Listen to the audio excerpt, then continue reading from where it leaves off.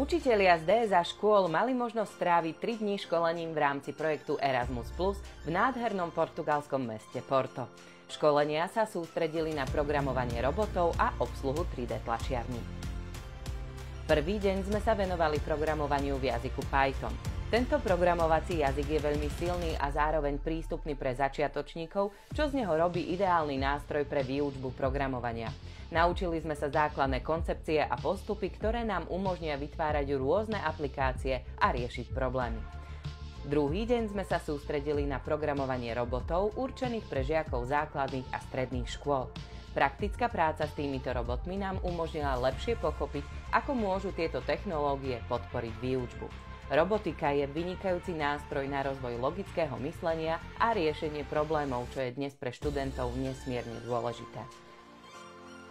Tretí deň priniesol prácu s Lego stavebnicami, ktoré kombinujú farebné stavebné diely s intuitívnym hardvérom a kódovacím jazykom Scratch, určeným pre deti na kreatívne programovanie.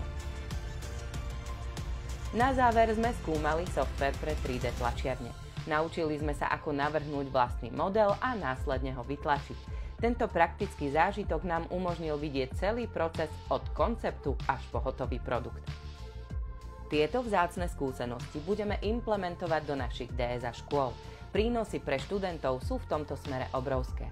Zdokonaľovanie technických a tvorivých zručností, zlepšenie kritického a logického myslenia a schopnosť riešiť komplexné výzvy, ktoré sú nevyhnutné pre úspešnú budúcnosť.